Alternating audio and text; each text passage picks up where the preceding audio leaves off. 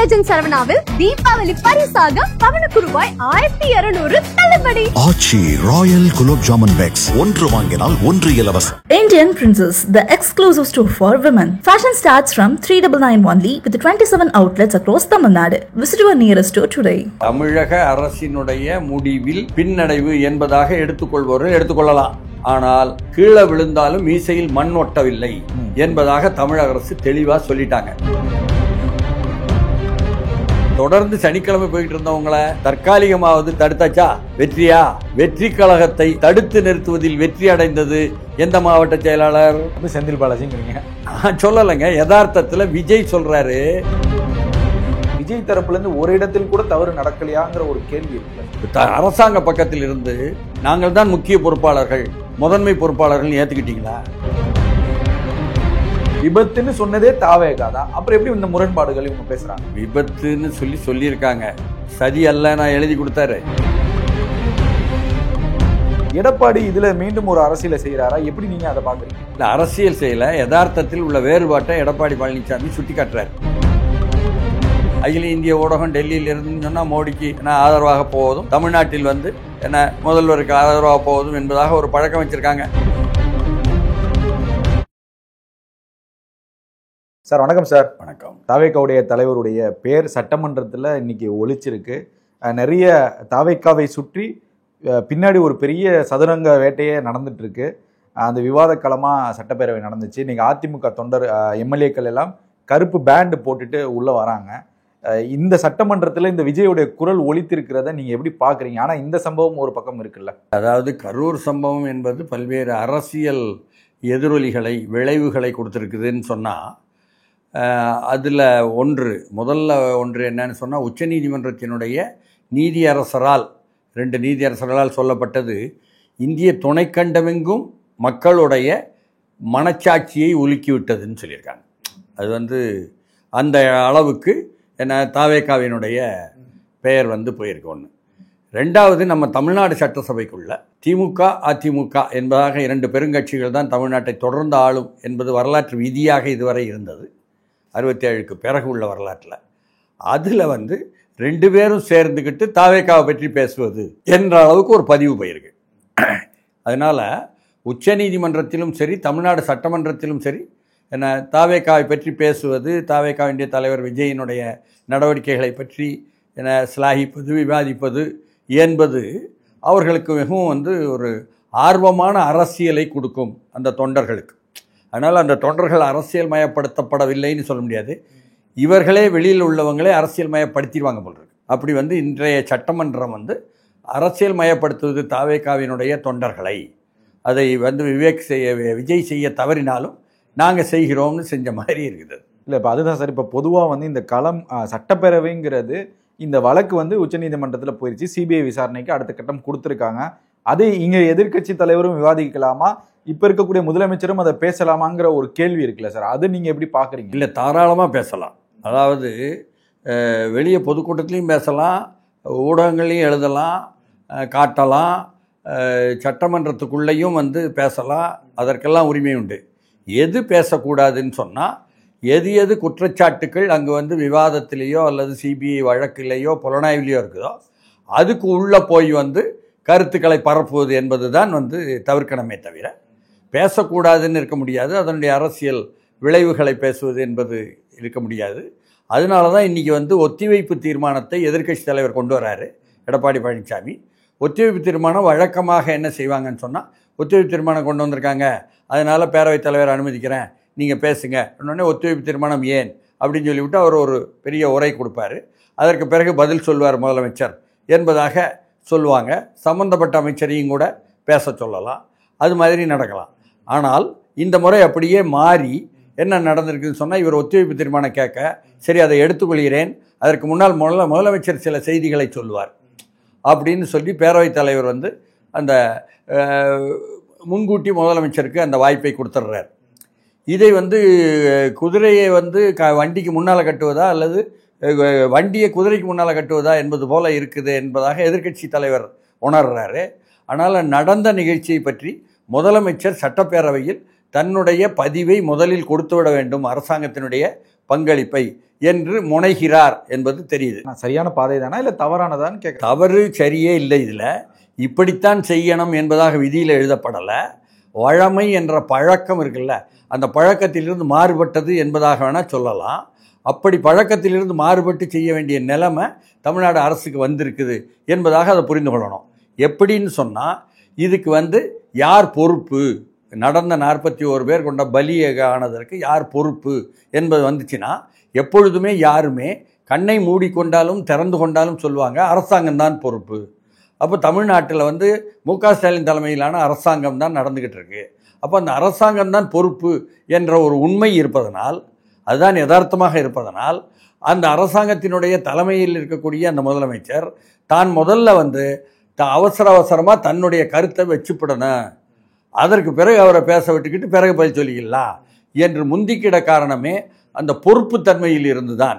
அதாவது அரசாங்கம்தான் பொறுப்பு என்பதை மறுக்கக்கூடிய ஆட்சி கட்சி ஆதரவாளர்கள் வெளியில் பரப்பக்கூடிய பரப்பு இருக்குல்ல, பரப்புரை, அதற்கெல்லாம் பதில் சொல்வது போல இதை எடுத்துக்கொள்ளலாம். அதனால் அரசாங்கம் தான் பொறுப்பு என்பதனால தான் அவர் முதல்ல வச்சிருக்காரு. அதனால் இதுலேயே தெரிஞ்சு போச்சு அரசாங்கம் தான் பொறுப்பு. அதாவது விஜய் சட்டமன்றத்துக்கு போகணும், முதலமைச்சர் ஆகணுங்கிற பல்வேறு கனவுகள் இருந்த போதிலும் இப்போ இந்த சூழ்நிலையில் அது ஒரு அசம்பாவிதம் நடந்திருக்கு. அந்த அசம்பாவிதத்தின் மூலமாக இந்த விஜயுடைய குரல் சட்டமன்றத்தில் ஒலிக்கிறதுங்கிறது ஒரு ஆரோக்கியமாக பார்க்குறீங்களா? எப்படி பார்க்குறீங்க? இல்லை, இதில் ஆரோக்கியம் என்பதோ ஆரோக்கியமற்று என்பதோ விஷயம் இல்லை.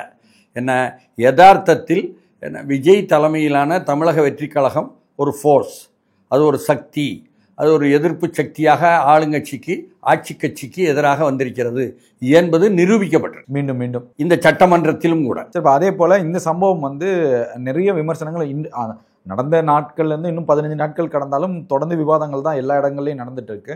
இப்போ எதிர்க்கட்சியுடைய தலைவர் எடப்பாடியும் தொடர்ந்து அந்த குற்றச்சாட்டை வைக்கிறாரு. ஒரு சம்பவம் நடந்துருச்சு, அதற்கான விசாரணை அங்கே இருக்கிறப்ப மீண்டும் மீண்டும் எடப்பாடியும் பேசுறதும் ஸ்டாலின் பேசுறதும் ஏதோ ஒரு அரசியல் பின்னோக்கு இருக்குல்ல, மக்களுக்கு இவங்க என்னதான் சொல்ல வராங்கிற ஒரு கேள்வி இருக்குல்ல. இல்லை, அதாவது தேர்தல் நெருங்குது, ஆளுங்கட்சியோ எதிர்க்கட்சியோ பரப்புரை என்பது தான் அவங்களுக்கு முக்கியம். அதனால் ஆளுங்கட்சியை விமர்சித்தும் குற்றஞ்சாட்டி எதிர்க்கட்சி சொல்வதும், சம்பந்தப்பட்ட அமைப்பை தாவேகாவை குற்றம் சொல்லி என்பதற்கான நியாயங்களை இதுதான் யதார்த்தம், புள்ளி விவரங்கள் என்பதாக முதலமைச்சர் பக்கம் சொல்வதும் நடக்கத்தான் செய்யும். அது யாரும் பரப்புரை செய்யக்கூடாதுன்னு தடுக்க முடியாது. சட்டசபைக்கு உள்ளுக்கும் பரப்புரை நடக்கும், வெளியேயும் நடக்கும்.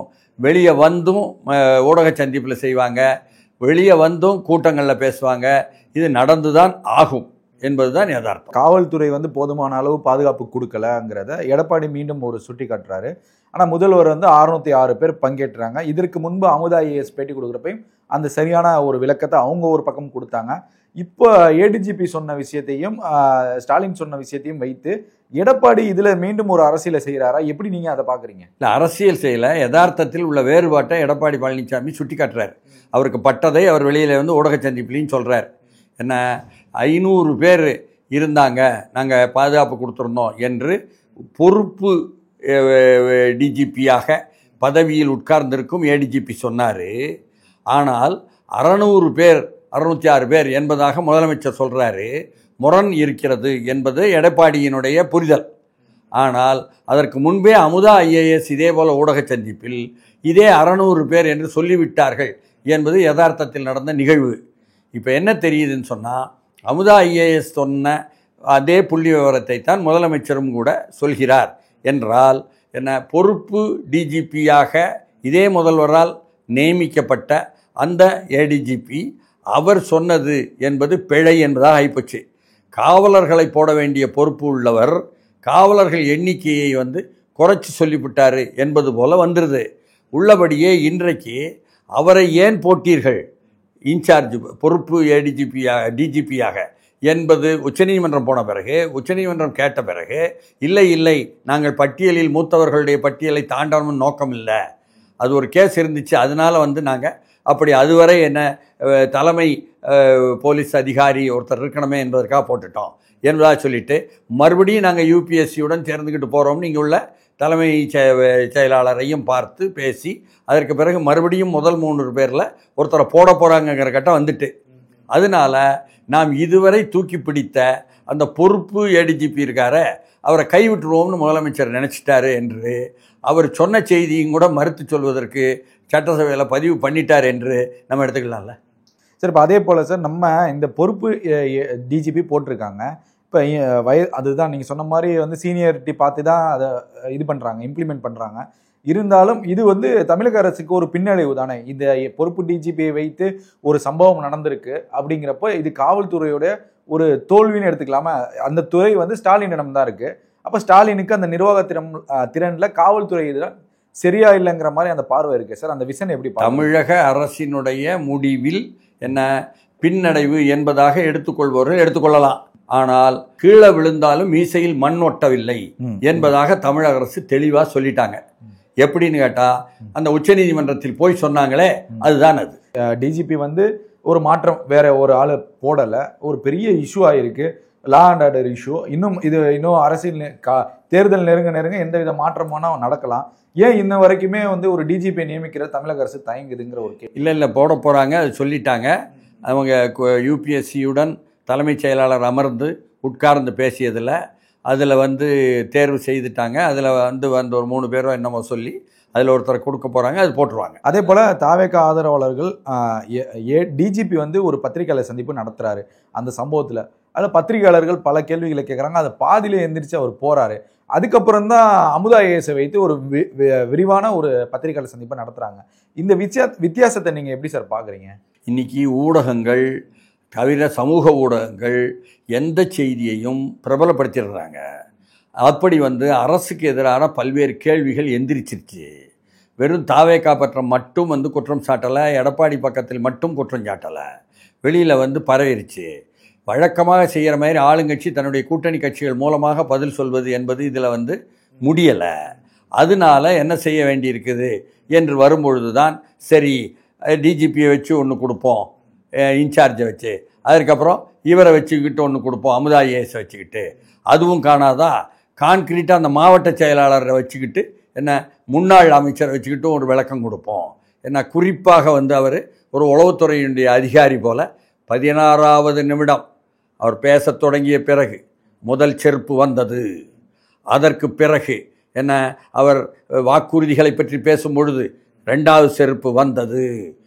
அப்பா, ஒன்று செருப்பு எரிஞ்சவன் சொல்லணும், அல்லது வந்து செருப்பு எரிஞ்சவன் வந்து அண்ணே எரிஞ்சிட்டோம்னே அப்படி சொல்லணும். இல்லைனா இவர் வந்து உத்து கவனிச்சிட்டே இருந்து இப்படி நடந்திருக்குது என்பதை அந்த கூட்டத்தையே கவனிக்கிற வேலையை செய்துக்கிட்டு இருந்திருக்கணும். இதெல்லாம் எப்படி தெரியும் என்பதாக வரும். இதெல்லாம் உளவுத்துறைக்குத்தான் வந்து எடுத்து செய்ய வேண்டிய பணி. அதை அவர் செய்திருக்கிறார் என்பதாக என்ன வெளிவரும் பொழுது நாம் வந்து கான்கிரீட்டாக பதில் சொல்லிட்டோம் கராராக என்று திருப்தி அடையலாம் ஆட்சி கட்சி. இல்லை, அதுதான் இந்த இடத்துல வந்து ஸ்டாலினுடைய நிர்வாகத்திறன்கிறது குறைந்திருக்கா? இப்போ மற்ற முதலமைச்சர்களை பார்க்குறப்ப நீங்கள் இதை எப்படி ஒப்பிட்டு பார்க்குறீங்கன்னு நான் கேட்குறேன். இப்போ இதே ஜெயலலிதா அம்மையார் இருந்தால் இந்த சம்பவம் நடந்தால் எப்படிப்பட்ட நிகழ்வுகள் நடந்திருக்கும்னு நான் கேட்குறேன். இல்லை, அதாவது ஜெயலலிதா அம்மையார் இருந்திருந்தால் எடுத்தோம் கவிழ்த்தோம்னு பயங்கரமாக வந்து எதிராக எடுத்திருப்பாங்கன்னு வெளியில் பரவிட்டு இருக்கு. நீங்கள் அப்படி பார்க்க முடியாது. ஸ்டாலினை பொறுத்தவரை சமாளித்தல் என்பது வந்து அவருடைய பாணியில் உள்ள நிர்வாக பாணி. ஒரு நிர்வாகத்தை எப்படி நடத்துவது என்பதில் கராராக வெட்டொன்று துண்டு 2 என்பதாக நடத்துவது ஒரு பாணி. இல்லை, அதை வந்து மாற்றி விடுவது, மடையை மாற்றி விடுவது என்பது இன்னொரு பாணி. நீங்கள் ஒன்றே ஜெயலலிதா கலைஞர்னு வேணால் வரிசைப்படுத்திக்கிடுங்க. ஆனால் சமாளித்தல் என்பது ஸ்டாலின் பாணியாக இருக்குது. அதனால் நடந்து போச்சு, பிரச்சனை ஆகிப்போச்சு, என்ன செய்யலாம், என்ன சமாளிப்போம் என்பதற்கு சமாளிப்பதற்கான பாணியை எப்படிலாம் ஒன்று எழுதி கொடுங்கயா, எப்படியா தயார் பண்ணுங்கயா என்று அவர் அதிகாரிகள்கிட்ட கேட்டு அவங்க செஞ்சு தயார் பண்ணி கொடுத்து அதை பேசுகிறாரா என்பது நமக்கு தெரியாது, நம்ம உள்ளவே பார்க்க முடியாது. அதனால் வெளியே நமக்கு தெரிவது என்பது சமாளித்தல் என்பதில் மிகச் சிறப்பாக கொண்டு போய்க்கிறோம்னு அவங்க வந்து மதிக்கலாம், நம்பலாம். ஆனால் சமாளிக்கப்படுகிறதா, மக்களிடம் என்ன வந்து எதிரொலி வருகிறது என்பதை எடப்பாடி பழனிசாமி இன்றைக்கி சட்டசபையில் சொல்கிறாரு. மக்கள் பூரா இதில் தப்பு நடந்திருக்கு, இவங்க இந்த இடத்த தேர்ந்தெடுத்தது கூட திட்டமிட்டு தான் நடந்துச்சு அப்படின்னு சொல்லி போட்டு ஏதாவது ஒரு சம்பவம் நடக்கட்டும் என்பதற்காக திட்டமிடப்பட்டதாக கருதுறாங்க, மக்கள் கருதுறாங்க. அதுதான் நான் சொல்கிறேன் அப்படின்ட்டார். அதுதான் அந்த இடத்துல வந்து இப்போ இவங்க தாவேக்காவுடைய புஷி ஆனந்துடைய முன்ஜாமீன் மனுல வந்து இது ஒரு விபத்து சதி இல்லைங்கிறத தெளிவுபடுத்திருக்காங்க. அப்புறம் ஏன் எடப்பாடி இதை பேசணுங்கிற ஒரு கேள்வி வருது இல்ல சார்? சரி இல்லைங்கிற பாஜகவுடைய தலைவர் நயினானந்தன் சுற்றுப்பயணம் தொடங்கியிருக்காரு. அவரும் எடுத்த உடனே திமுக தான் இதற்கு முழு காரணம் அப்படிங்கறத ஓப்பனா சொல்றாரு. அது எப்படி நம்ம எடுத்துக்க முடியுங்கிற ஒரு கேள்வி இல்ல. நீதிமன்றத்துல விபத்துன்னு சொன்னதே தாவேகா தான். அப்புறம் எப்படி இந்த முரண்பாடுகள் இவங்க பேசுறாங்க? விபத்துன்னு சொல்லியிருக்காங்க, சதி அல்ல நான் எழுதி கொடுத்தாரு அப்படின்லாம் இல்லை. என்ன அதை இன்னொரு பக்கம் சொல்லலாம்னு கூட வச்சுக்கலாம். அவங்க என்ன பகுதியாக சொல்லலாம். முதல்ல முன்ஜாமீன் வாங்கணுங்கிறதுக்காக அதுக்கு தகுந்தாப்பில் எழுதி கொடுப்பாங்க. புரியுதுங்களா? இதை வைத்துக்கிட்டு இதை எப்படி தெரியுமா பார்க்கணும்? நீங்கள் எப்படி 10,000 பேர்னு எழுதி கொடுத்திய வருவாங்கன்னு தாவேக்கா 10,000 பேர் வருவாங்கன்னு எழுதி கொடுத்தது ஏன் நம்பி அனுமதி கொடுத்த? இப்படிலாம் கேட்டிங்கன்னா அழகாக ஆளுங்கட்சி கூட்டணியில் இருக்கின்ற மிகச்சிறந்த ஸ்போக்ஸ் பர்சன் போல் என்ன ஆள்வோருக்கு சாதகமான விஷயங்களை கொடுப்பதில்லை. திருமாவளவன் சொல்லிட்டாரு, இப்படித்தாங்க நாங்களும் என்ன முழு உண்மையை சொல்ல மாட்டோம், அவங்களுக்கும் தெரியும், அவங்களும் முழு உண்மை என்பதாக அதை ஏற்றுக்கொள்ள மாட்டாங்க. 1,00,000 பேர் வருவாங்கன்னு நாங்கள் எழுதி கொடுத்தா அனுமதியே கொடுக்க மாட்டாங்க. எப்படியா கொடுத்தீங்கன்னு நாளை கோர்ட்டில் கேட்டுருவாங்கன்னா அவங்களும் தயங்குவாங்க, காவல்துறையும். அதனால் நாங்கள் வந்து குறைவாக எழுதி கொடுப்போம், அவங்களும் குறைவாக எழுதி கொடுத்தது சரி அப்படின்னு ஏற்றுக்குவாங்க. இப்படித்தான் அட்ஜஸ்ட்மெண்ட்டில் தான் போய்கிட்டு இருக்கும் காவல்துறைக்கும் போராட்டம் நடத்துபவர்களுக்கும் உள்ள அணுகுமுறை கட்சிகளுக்கும் என்பதை திருமாவளவன் விளக்கமாக சொல்லிவிட்டார். அவர் ஒரு வழக்கறிஞரும் கூட, அரசியல்வாதியும் கூட, முறையாக வந்து பல முறை வந்து நாடாளுமன்ற மக்களவையிலும் சரி சட்டமன்றத்திலும் சரி என்ன உறுப்பினராக இருந்தவர் கரெக்டாகவும் சரியாகவும் உண்மையை சொல்லிட்டார் என்பதாகத்தான் அது. இந்த இடம் தேர்வுங்கிறதுல தான் நிறைய சர்ச்சைகள் தொடருது. தாவேக்கா தரப்புலேருந்து எந்த ஒரு இடத்திலும் வந்து ஒரு சிறு தவறு எங்கள் மீதும் இருந்திருந்தால் நாங்கள் வருத்தப்படுகிறோங்கிற அந்த வார்த்தையை அவங்க இது வரைக்கும் பயன்படுத்தலை. அதுவுமே ஒரு விவாத பொருளாக இருக்குது. ஆனால் எடப்பாடி தொடர்ந்து குற்றச்சாட்டை வைக்கிறது, தேர்வு செய்த இடத்தை தவிர்த்து வேற இடத்தை ஏன் அனுமதி கொடுத்தீங்கிற ஒரு கேள்வி வருது. ஆதவ் அர்ஜுனன் உச்சநீதிமன்ற வளாகத்தில் என்ன சொல்றாரு அப்படின்னா, காவல்துறையின அழுத்தத்தின் பேரில் தான் நாங்கள் அந்த இடத்தை தேர்வு செய்தோம்ங்கிறாரு. இவ்வளோ அழுத்தத்தின் பேரில் ஏன் அந்த இடத்தில் விஜய் பயணம் செய்ய வேண்டும்ங்கிற ஒரு கேள்வி வருது இல்லை சார்? இதெல்லாம் இப்படியெல்லாம் நடக்க போகுது அசம்பாவிதம்னு யாருக்கும் வந்து ஆர்வம் கிடையாது. முன்கூட்டியே எதிர்பார்த்துக்கிட்டெல்லாம் வந்து செய்ய முடியாது. அழுத்தம் கொடுத்தாங்க, ஏற்றுக்கிட்டோம் என்று சொல்வது வந்து என்ன, பாதிக்கப்பட்டவர்கள் பக்கத்தில் இருந்து வந்துச்சுன்னு சொன்னால் ஓஹோ அதுதானா உண்மை என்று புரிந்து கொள்ளணும். அதற்கு ஆதாரமும் வச்சுருக்காங்க. 25ஆம் தேதியே தேதி போட்டு அவர்கள் வந்து என்ன அங்கே வந்து லைட் ஹவுஸ் ரவுண்டானா என்ற இடத்தை கேட்காங்க. சரிதானா? அதில் வந்து 5 வழி பாதை அது, அதற்கு கொடுக்கப்படவில்லை. அப்போ கொண்டு போய் நீங்கள் வந்து கேட்குறீங்க, காவல்துறையினுடைய மாவட்ட காவல்துறை வழிகாட்டலில் சந்திக்கிறாங்க.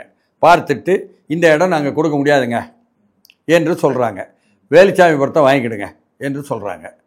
சரி வேலுச்சாமிபுரம் எப்படி அப்படிங்கும்போது ஒப்பீட்டளவு பரவாயில்ல என்று தான் அப்போ பார்ப்பாங்க. நடத்தியாகணுமே கூட்டம் என்பதாகத்தான் நினைப்பாங்களே தவிர இங்கே நடந்தால் இது மாதிரி அசம்பாவிதம் வரப்போகுதுன்னு தெரிஞ்செல்லாம் ஏற்றுக்கொள்வதில்லை. புரியுதுங்களா? ஆனால் நடந்ததை சொல்கிறாங்க, நிர்பந்தத்தில் வந்ததுன்னு.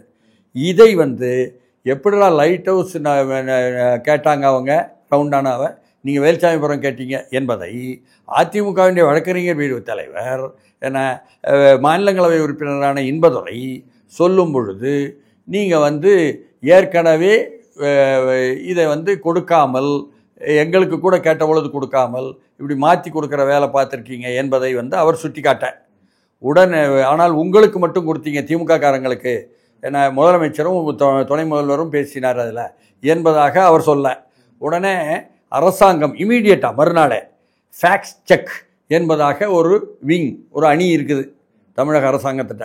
அதன் மூலமாக சொன்னாங்க, இன்பதுரை சொல்வது தவறு, திமுகவுக்கு தலைவர்களுக்கு கொடுத்த இடம் வந்து பஸ் ஸ்டாண்ட் ரவுண்டானா, கேட்டது வந்து லைட் ஹவுஸ் ரவுண்டானா என்பதாக கரூரை பற்றி விளையாட்டாங்க.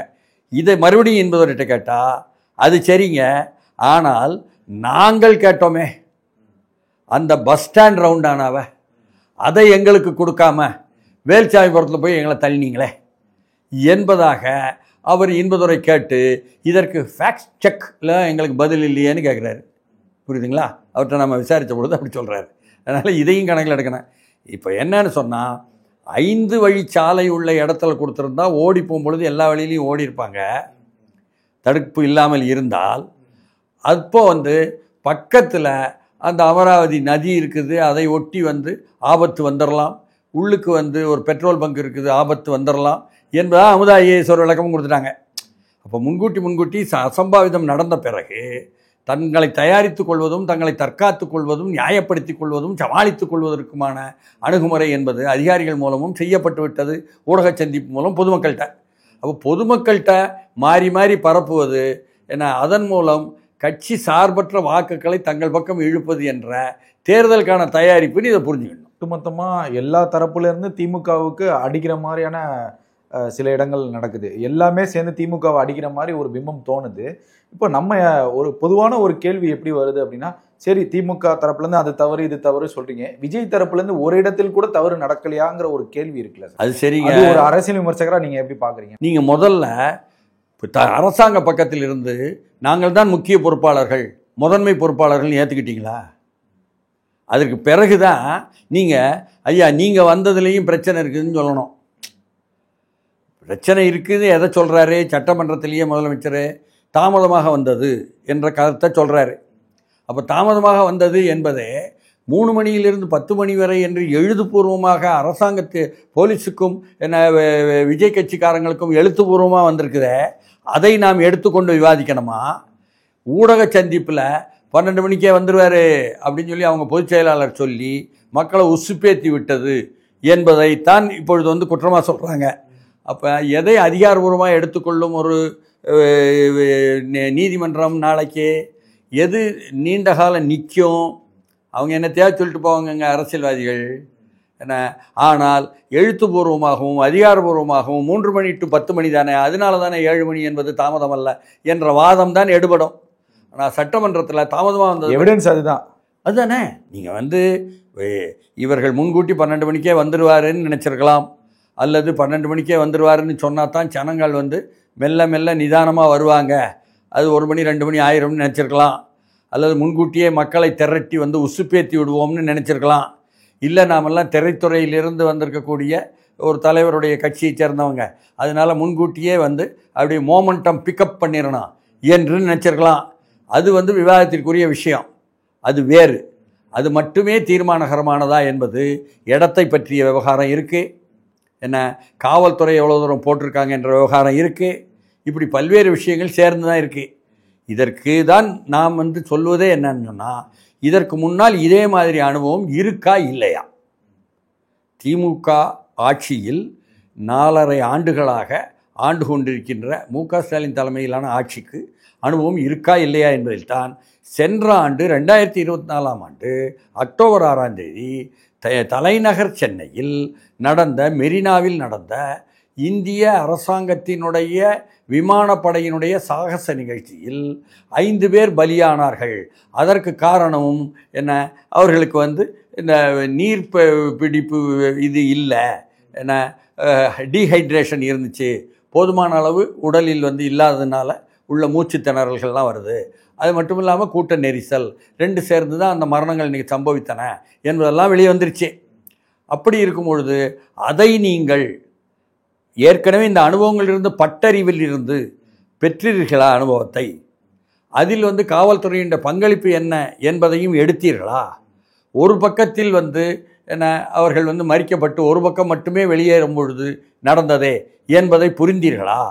வெளியே இப்பொழுது வந்து விஜய் கட்சியை பற்றி மட்டுமே அவர்கள் தற்கூறிகளாக இருந்தார்கள், அவர்கள் அணில் குஞ்சுகள், அதனால்தான் தவறு செய்து விட்டார்கள், அதனால்தான் நெருக்கடி வந்தது, தள்ளுமுள்ளு பண்ணி விட்டார்கள், தலைவரை பார்ப்பதற்கு நெருங்கி வந்து விட்டார்கள், அதனால்தான் வந்தது என்றெல்லாம் பரப்பி கொண்டிருக்கக்கூடிய தேர்தல் பரப்புரை நடந்து கொண்டிருக்கும் பொழுது ஆளுங்கட்சி பக்கத்தில் இருந்து அதை நம்ம மறுக்கவே முடியாது. இந்த தேர்தல் பரப்புரையில் உள்ள நியாயங்கள் விவரங்கள் எல்லாம் உண்மைதான்.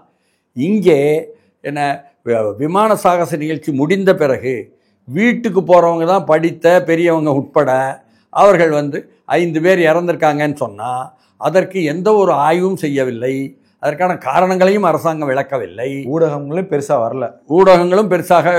ஊடகங்கள் எல்லாமே வந்து எப்பொழுதும் அகில இந்திய ஊடகம் டெல்லியில் இருந்துன்னு சொன்னால் மோடிக்கு என்ன ஆதரவாக போவதும், தமிழ்நாட்டில் வந்து என்ன முதல்வருக்கு ஆதரவாக போவதும் என்பதாக ஒரு பழக்கம் வச்சுருக்காங்க. அதனால் இப்போல்லாம் நம்ம ஊடகத்தை எல்லாம் சொல்ல முடியாது. இன்னொன்று ஊடகம் மேலே பழி இருக்குது.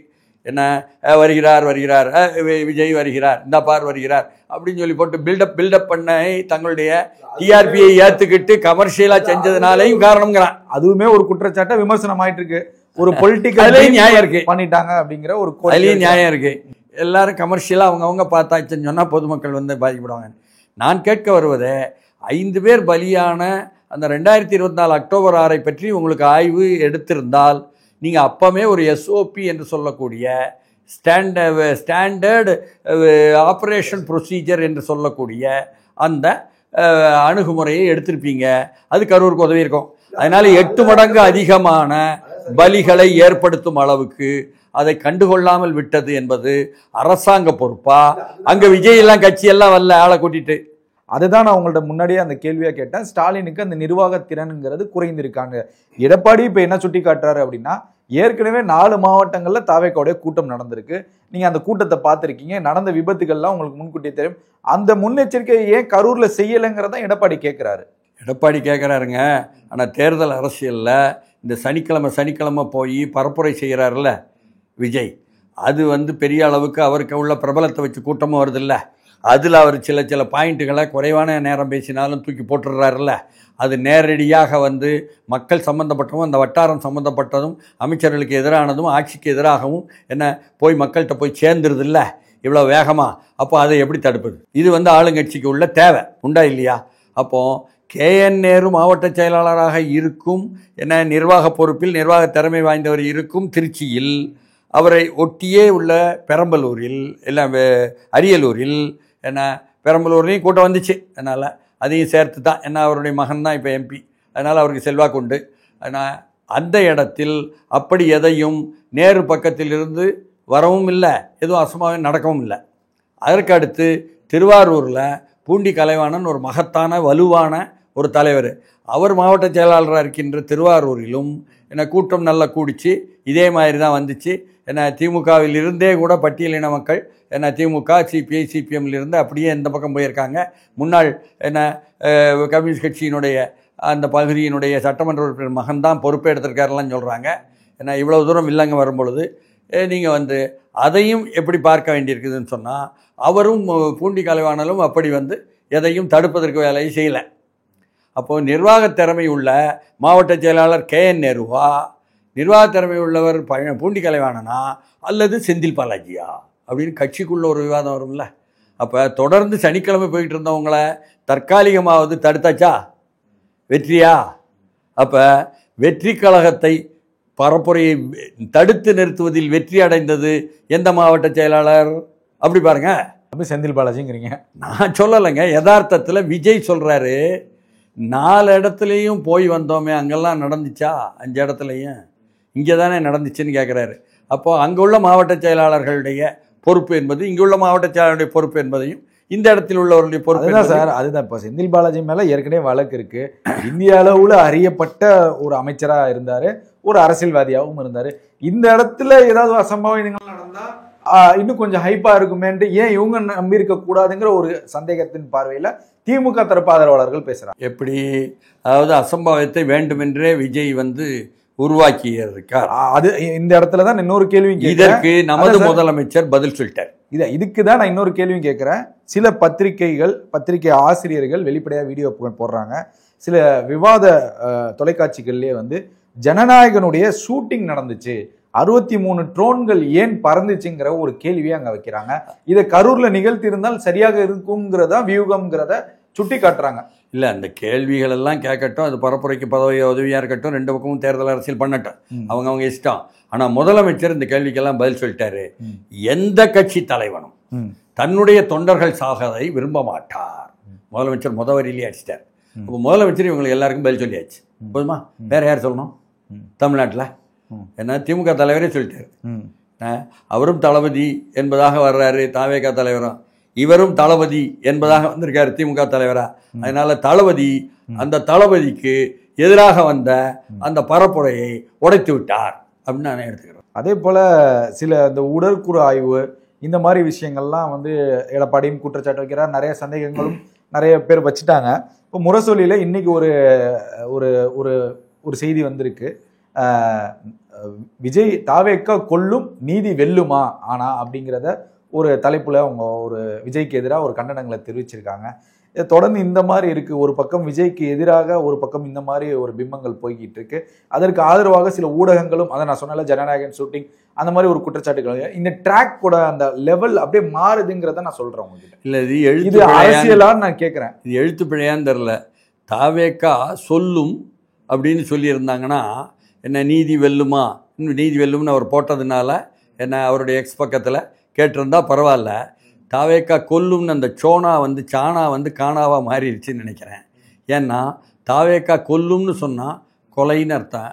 அப்போ 41 பேர் இறந்ததை பற்றி பேசும்பொழுது இப்படியெல்லாம் வெளியில் பேசலாமா என்பது இப்பொழுது சிபிஐ வழக்கில் இருக்கக்கூடிய உச்சநீதிமன்ற வழிகாட்டில் இருக்கக்கூடியதற்கு கண்டெம்ட் ஆஃப் கோர்ட் ஆயிரும்.